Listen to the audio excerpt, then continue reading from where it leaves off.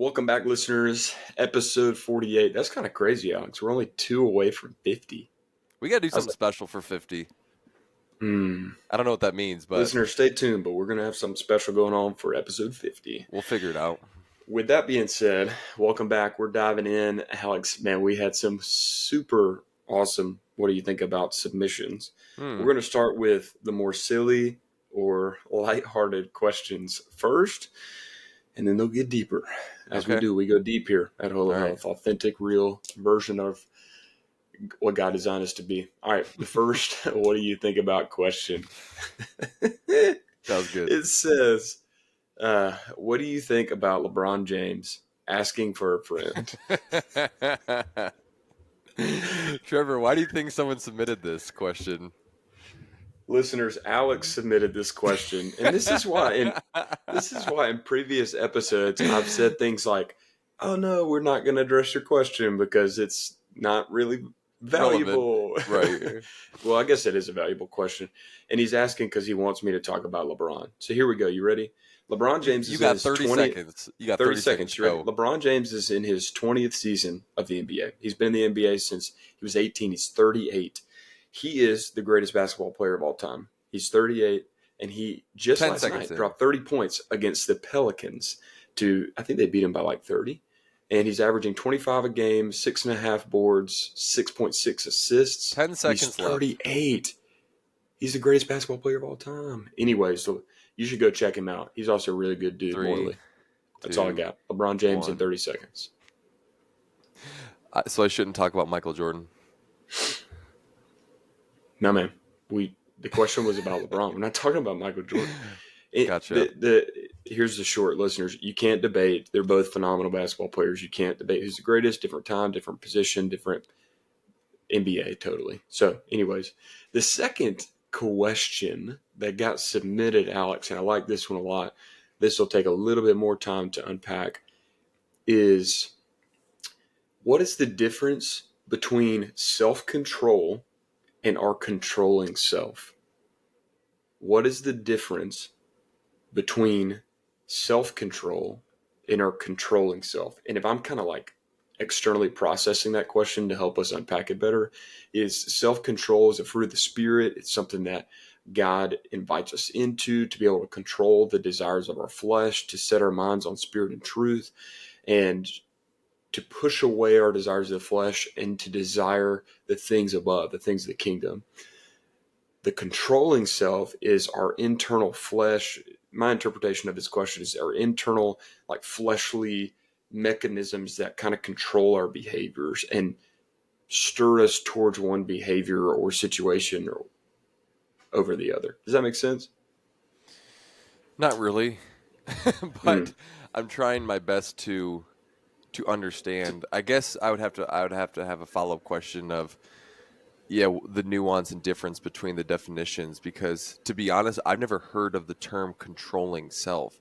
I liked your stab at it of it's just more of like the fleshly animalistic mechanism desires within us. So the best way, and I'll try to answer it this way, just my 2 cents to this is I come back to Romans 8, which is a mind set on the flesh is sin and death, but a mind set on the spirit is life and peace. There are 2 stark differences of where we're setting our mind, and there's 2 stark byproducts of where we're setting our mind. So, for example, self-control is a mindset on the spirit because, yes, there is willpower involved, but we're ultimately relying on the spirit to self-control our desires. A controlling self is what I think of is disordered desires, that our desires are now leading and controlling us. So my first thought goes to where and what and why am I desiring this? Why am I desiring 1,000 more followers on Instagram? Why am I desiring a raise? So behind that is, where is my mind? Where is my soul? Is it aligned with the spirit?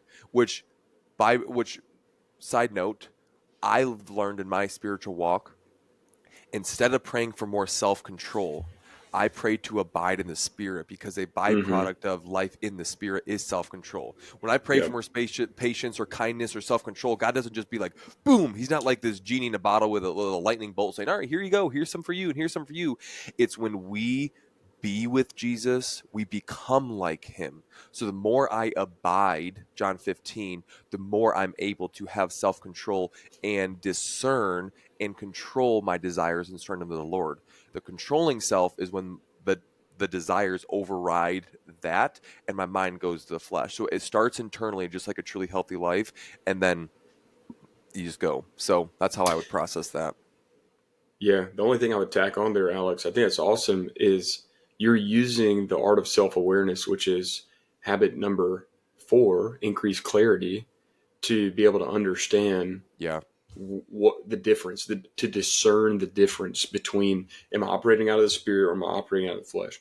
And I love that you mentioned Yes. that Jesus's invitation here is not, hey, go pray and seek more self control. It's, hey, abide in me and I will bear fruit in your life. Like, you will abide in Yeah. me. Therefore means you're walking by the Spirit, which means you will demonstrate more self control. It's almost like, Yeah. I want to be stronger. So instead of figuring out like exactly how to get stronger, just continuing to like be in the presence of the gym and other people who are strong. You know what I mean? Bad analogy, but kind of similar. Is that what you is that your tactic with me? Just, hey, hang out with Alex and hopefully I'll get stronger. I would get stronger. You would get marginally faster in certain specific areas, and then you would start to like comb your hair before you show up in places.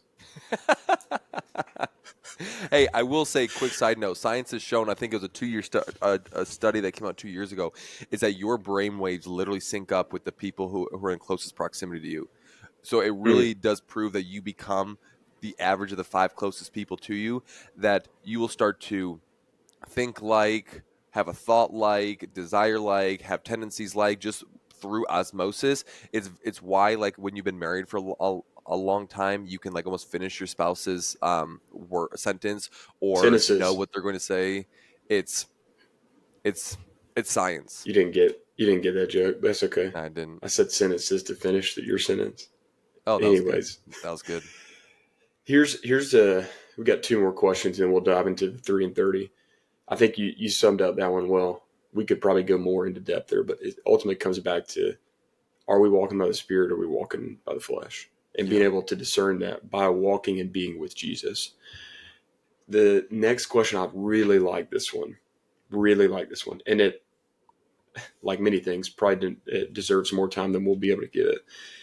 How do you functionally schedule workout, work, quiet time, healthy sleep schedule, these things without completely sacrificing your personal life?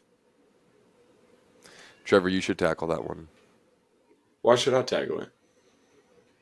Well, first, because I guess I just have so many questions. What is functionally schedule versus just schedule? You I could don't just, understand. let's Just just don't practically. nitpick it. Just say practically. Yeah. How do you practically I just didn't schedule? know if that was We're like a about nuance. functional fitness. We're about functional fitness instead of practically functional. You should do this because you're really good at it. I'll receive that. And I also don't have children, so it. I think I know this person doesn't have children, so I think it could be a little more applicable. I think here's the question that you got to lead this type of response with is, what are your values? If you don't understand your values, that's step number 1. Sit down, sit with the Lord, write them out. The reason that you write out your values is those should drive the behaviors and the decisions that you make. Yeah. Because as Jesus followers, obviously our primary value and desire in life is to pursue God, become more like Jesus. From there, he puts different desires on our heart, on things that we are called to, that we're invited into, that we have strong tendencies and hearts for. And establishing our values gives us a clear roadmap on what's important, why it's important, and then it helps us pursue that. So if Okay. you don't understand the values, that's where I would start, number 1. But in terms of all these things, we say this time again, and we're going to say it a million more times. Health is attention to manage. All of these things are attention to manage. Yeah. I think that it is super important, obviously, to sleep well, to eat clean, to move often, to stay in God's word, to have a personal life, which ultimately just really means like living in authentic biblical community, cultivating community. So if you're looking at these things, I think you just have to determine what is the most important to you. And you have to realize that you're going to have to say no to some things. Like, I can't be at every social event every evening or hang out with my friends every evening if I want to consistently sleep well. Like, that's just the reality. Same goes if I'm going to the gym in the morning.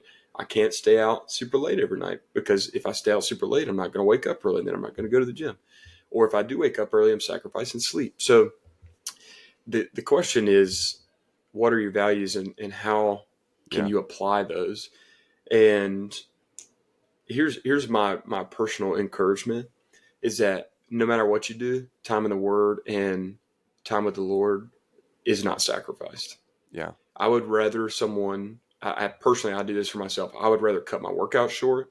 I would rather cut time with friends short. I would rather cut sleep short, um, for the sake of me being in the Word and setting my mind on spirit and truth. Truthfully, I've even not worked out just because I know that I need to set my mind on spirit and truth. But all of these things, just, it takes time, it takes communication, it takes effort towards figuring out what balance works well for you. Personally, for me, how I schedule is, I mean, I wake up and I do a lot of things in the morning, because if I try to do them in the evening, it doesn't always work out that way. And if it doesn't work out the way I want it to sometimes, then my like flesh can get disturbed. And so I want to wake up early and start the day early so that I can spend quality time in the Word and it not be rushed. Be silent before the Lord in the secret place, and then go work out and get what I believe is a full, quality, efficient workout in the morning. And then from there, I've got margin after my day, throughout my day, after work, if it's a work day, to spend time with community, right? Spend time with my spouse, Erin. Spend time with my friends, my close guy friends that I like to be with. If it's going to just depend on the person. It's going to depend on your schedule. If you have someone that's dependent on you, like a spouse or a child or a family member, all of these things come into factor. But I think you need to understand there's a grace over you. We call it the true health paradox. What do you do when you don't do what you should do? Is you don't let shame and guilt fill the gaps. You let God's grace fill the gaps, because He's not shaming or guilting you when you don't spend time in the Word or don't work out or don't sleep well or don't spend time in community. He's extending grace and still inviting you into that tomorrow and the next day and the next day. So the practical application would be for you is to figure out the values, understand what's important to you, and then like pick your times that you are going to pursue community. For example, we have small group on Wednesdays. I'm not going to push the small group out the door for the sake of me trying to get quality sleep. So that might be a night where I don't get my 7 and 9. That's okay, because we're trying to optimize. We're not trying to prioritize. We're not prioritizing a habit or a healthy behavior at the expense of another area.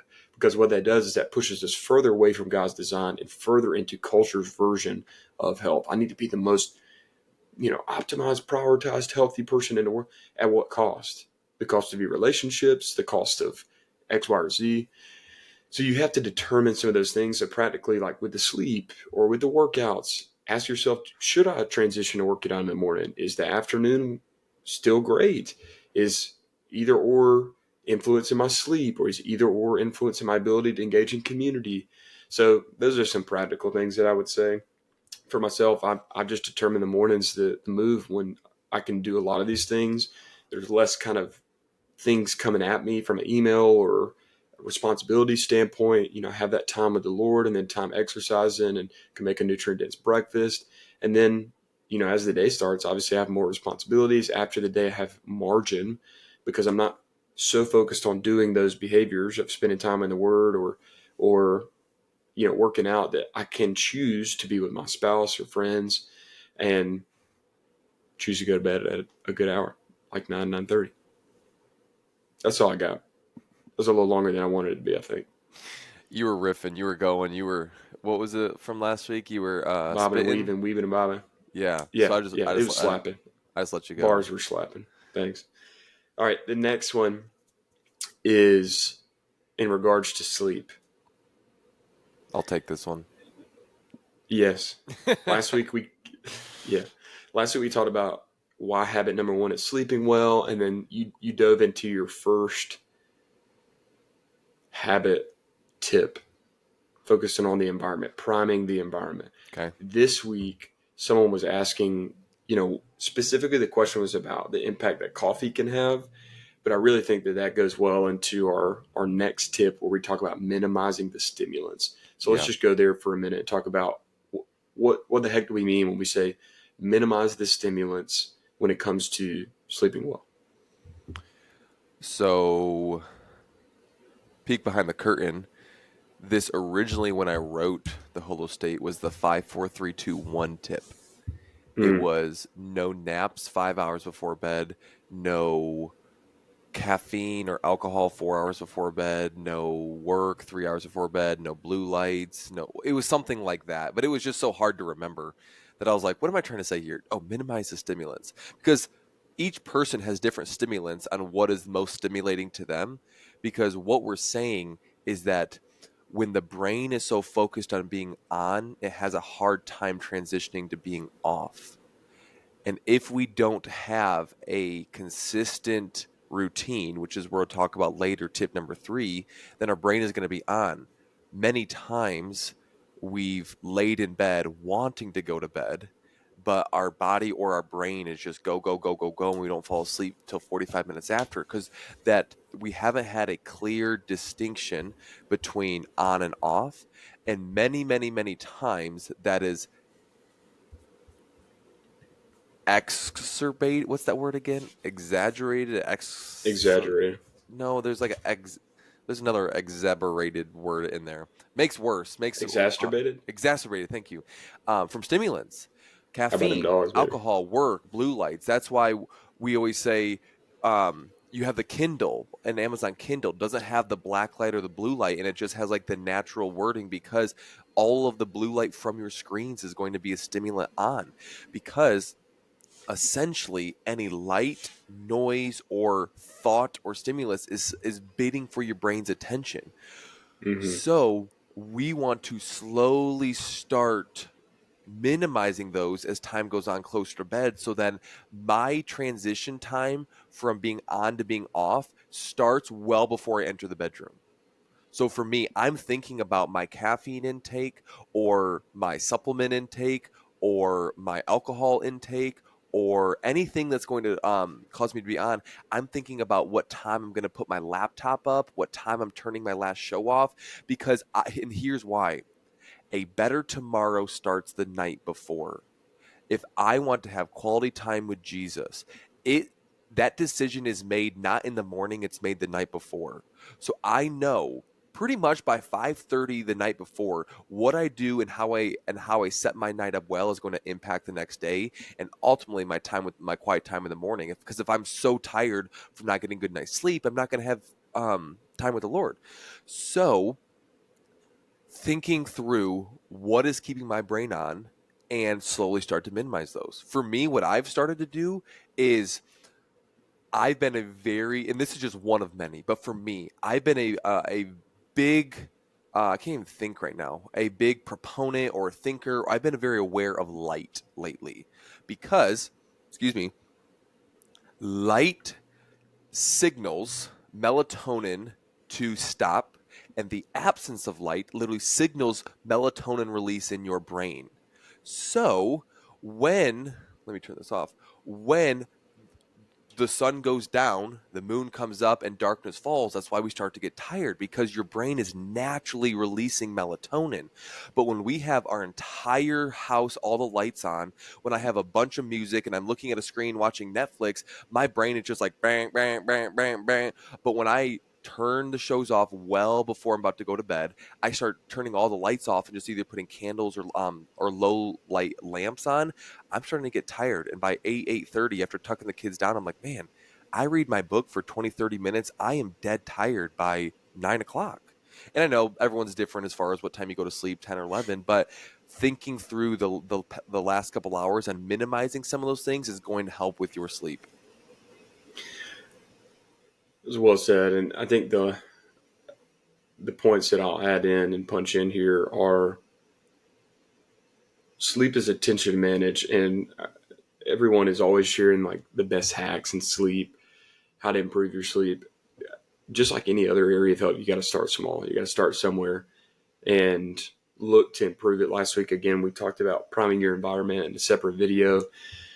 And then this one, we're talking about minimizing those stimulants. The best analogy, one of the best analogies I've heard in regards to sleep is imagine your brain is like a plane. It takes time and purpose to get it up off the ground Yeah. in kind of its like consistent flying height. And then it takes time to kind of move it back down to landing. And it's very intentional, it's very purposeful and methodical.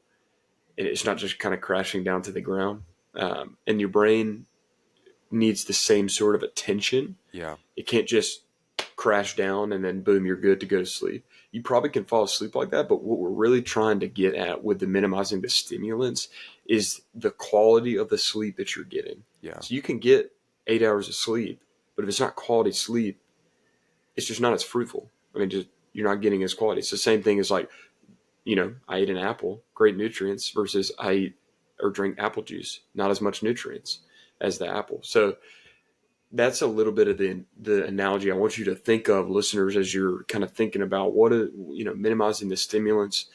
Start small. We would encourage you to take 30 minutes before your bedtime. Set your bedtime. Let's say it's 10 o'clock, 30 minutes before at 9:30. Let's start to minimize the stimulants. Let's put the technology away. Let's dim the lights. Let's start to get into some sort of a rhythm on bedtime routine. And we'll talk about that in another video as well. Your circadian rhythm and routines and things of that nature and how that's beneficial. But when it comes to minimizing the stimulants, start small and understand that that is helping trigger your brain that, hey, we're winding down. It's Yeah. time to land this plane and get some quality sleep. Yeah. It's funny you say Cool. this the last 30 seconds and the transition is many people think after a long physical day, we're just going to go to sleep, but sleep has so much more to do with your brain than your body. It's a both and where, yes, I'm Mm-hmm. physically tired, but we've had many days where I'm physically tired, but my brain is going, going, going, going, going. Your brain is what sleeps. And that's what signals your body to recover and rest and all of that. So there is a mental component and a physiological component that need to be taken into consideration. It's not just, oh, I'm going to stretch, I'm going to do a workout. Yeah, that's going to help, but we need to have attention to our brain. I like that plane analogy. I've never heard that, but that's good. Giving you something new to talk and write about. This is my I plane. love it. If you can't, listeners, if you can't see, he's I'm just doing a making a hand plane. plane. Anyways, let's dive into the 3 and 30. If you're listening to this episode, this 3 and 30 edition that Alex wrote aired on December 7th, 2023. If you did not get that edition, you can go back and read them on our website. Go to holohealth.com, click on resources. You can click the 3 and 30 newsletter, and you will be able to see the 3 and 30 edition from December 7th, 2023. Yeah. I'm going to share my tab, share my screen, and we're going to dive into each of these three. Alex wrote point number 1. I'll read it and then we can unpack it. A headache is not a Tylenol deficiency. It's your body trying to tell you something. AC, I think you're getting into some messages that the body sends on a regular basis here. I need to be very careful how I address this. This is a pet peeve of mine. This one irks me, especially with headaches, but essentially all signals your body sends you: pain, discomfort, a fever. It's not. Here's what I'll say: technology and medicine has progressed so much, and I am so glad for a Tylenol or for any kind of prescription that's going to help me with my sinus infection, whatever it is. I believe in medicine when used appropriately, so I need to context that. But The moment my head starts to hurt, my immediate reaction is not to grab a Tylenol. The first step is to say, why do I have a headache? Is there a God given design way that I can solve this and give my body what it needs versus a band aid to just mask the pain? So, for example, a headache. I rarely get headaches, but when I do, my thought process is, have I had enough water? When was the last time I had nutrients? What was my Mm, sleep like last night? Where are my stress levels? Or have I done anything atypical in my day that might be causing me a headache? So, what I'm saying is there's a the habit number 4, increasing clarity, using self-awareness to be like, okay, pause, ask, what is my body telling me right now that it needs? Because essentially, pain in general is just signals to your body, signals to your brain saying, hey, something is not what it should be. Whether I just got a cut on my finger and there's pain there, the pain is essentially the signal to your brain saying, hey, there's something wrong and I need to pay attention to that. It's not just oh, hey, I'm going to slap something on there. We need to use self awareness to say, what is my body trying to tell me? And then after that, okay, great. Maybe we have such a terrible migraine that we need a migraine pill and it helps. And yes, absolutely. But every single time we have a headache does not mean we need to have a Tylenol or Motrin or ibuprofen or something like that. It's we need to take inventory of what our body is telling us because our body, mind, and soul are constantly telling us. It's the same way with anxiety. It's the same way with overwhelm or burnout. Your mind and your soul are trying to tell you, hey, I cannot continue this. We need to have a input change to get a different output. So instead of just saying, oh, I want to manage it, manage it, manage it, no, let's look at the source. And if we can cure that at the source level, we don't need to slap band-aids on to move forward. We can actually nip it in the bud from the beginning. So that's all I'll say. I'm passionate that's about this great. one. Yeah, I can tell. Listeners, your body sends you messages throughout the day all the time. We would say, what Alex just said, go to the things that are could be found as a source. Did I get enough water? Have I eaten a meal recently? Have I given my body nutrients? How did I sleep last night? Have I been working really hard and like mentally? Maybe I'm just fuzzy. All of these different things could be sources for the headache. Maybe Tylenol's not the answer. And Start with some water. And Trevor, when you do this regularly, you will pick up patterns. I've probably gotten 2 headaches in the past 30 days. I know those past 2 headaches were because I went too long without eating. I get hunger headaches. That is my brain telling my body, hey, I don't have enough energy to continue, so I have a mild headache. And as soon as I eat a nutrient rich meal, my headache goes away within 5 minutes. So instead of just slapping a Tylenol and going throughout my day, I'm thinking, okay, when was the last time I ate? Because I know my pattern is if I eat in a specific window, I'll start to get a headache. Okay, then I'm going to eat a nutrient rich meal. My headache goes away. So be self aware and listen to your body. Let's go to point number 2. Point number 2. This is all about progressive overload. You've probably heard this statement before, but we're going to go into unpacking it with some examples. Alex wrote, progressive overload is when you gradually increase the strain. In parentheses, the strain says load, reps, or time under tension. You're increasing the strain of your strength program over time. Here's some examples. Lifting, week 1, 50 pounds. Week 2, 55 pounds. Week 3, 60 pounds.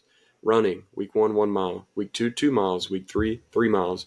Isometrics, week 1, 30-second plank, 45-second plank in week 2, week 3, 60-second plank.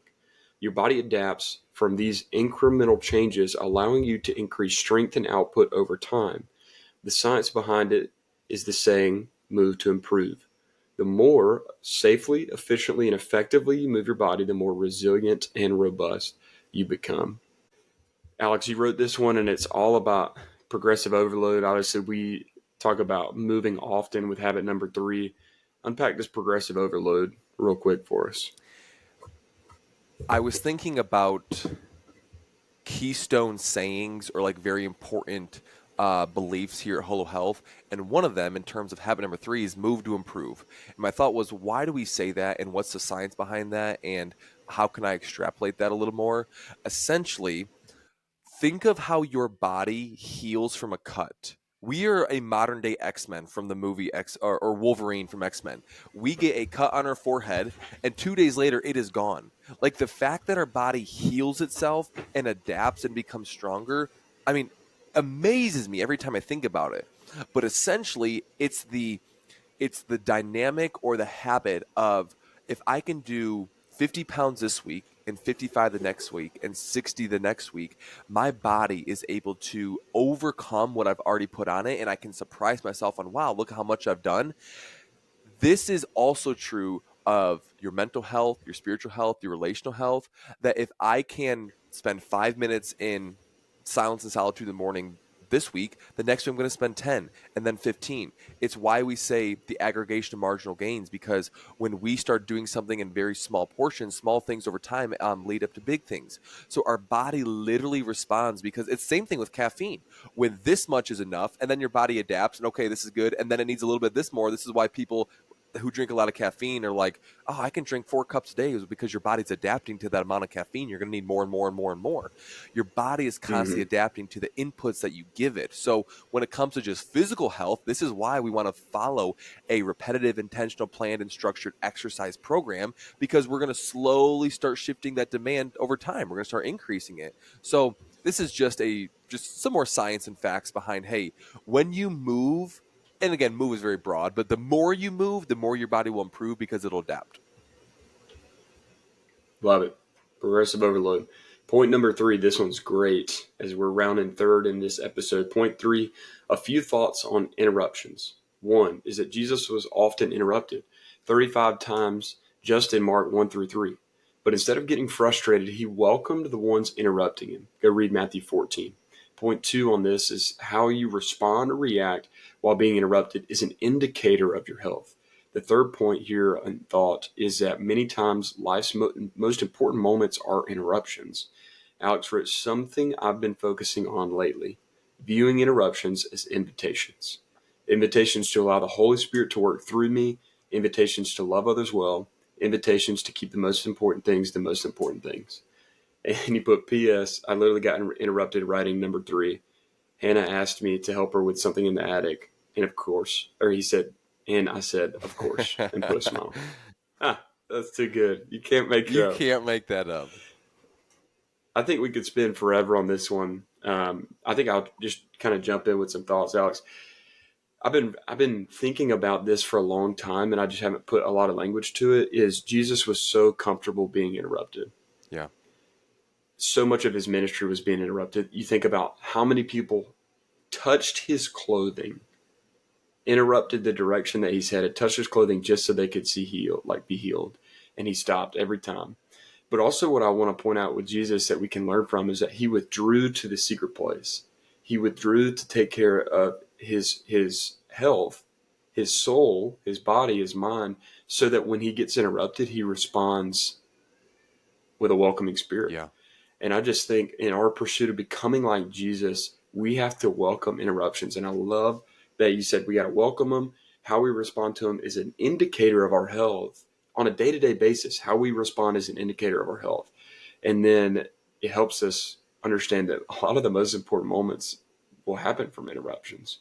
So I just thought this was a good reminder, is what this point is. It's like, hey, this is a reminder. Yeah. Start viewing interruptions as invitations from the Lord. The Holy Spirit's moving, and there's an opportunity that God is presenting through this interruption in some variation or way. I write number 3 from a place of struggle. Interruptions are a big struggle of mine. And the question I've had to ponder is, why do I struggle with interruptions so much? Why is it such a source of pain or turmoil or frustration because someone's interrupting me? Like, why? Why can't, there's people out there, and we know people who, when they get interrupted, they seem not bothered by it. They're like, yeah, absolutely. But they also seem to exhibit peace and being present to the moment and just a little bit more joy. I'm like, why are interruptions bothering me so much? Ultimately, what I've realized is when I'm viewing interruptions as someone invading my plans, my schedule, Mm, my time. And what I realized is the common denominator is me, is my pride, is my expectations, what I thought my day was going to look like. And when a meeting is interrupting me, or a little human with my last name is interrupting me, or an email is interrupting me, ultimately I expected my day or my time or my meeting or my project to look like A, and something is now coming to make it look like B. It's not originally what I thought. So it's changing my expectations. So now, as Mm-hmm. I'm processing this, it's like, okay, how do I deal with unmet expectations? How do I deal when something throws off my schedule? Ultimately, what I'm realizing is that the Holy Spirit shows up in these moments. Now, like we said, life's most important moments are interruptions.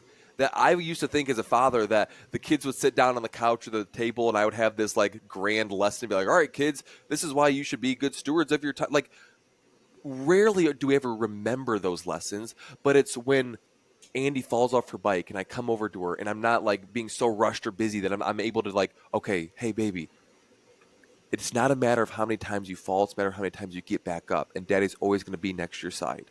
It's those small little moments that the Holy Spirit likes to work in. But if I'm so busy or I'm so focused on what my day or my plan or my timeline is going to be, I'm never going to view those interruptions as invitations. So it's a paradigm shift. It's hard. And it only helps when I'm surrendering my will to the Spirit and saying, God, you're in control. Empty me, fill me up with you so that I can see how you see. This is ultimately a heart posture thing. Listeners, I'm sure you can relate to that because I 100% can. The encouragement would be to start viewing interruptions as invitations from the Lord. Alex, this edition was great. Listeners, we hope you enjoyed this episode, some of the fun content. Don't forget about LeBron James, GOAT. And then don't forget that we're releasing content all the time. We've got some really good things coming at the start of 2024. So be sure that you're subscribed to our YouTube channel, that you're following the Spotify or Apple Podcast, and that you're just aware with what's going on our social media page on Instagram at Holo Health. We're so grateful for each and every one of the members of our Holo Health community, those that are engaged and those that are tuning in for the first time. Yeah. Welcome. We're excited to help you redefine what it means to be healthy. God has such a great invitation for that. We hope you have an awesome day, and remember, You're a legend.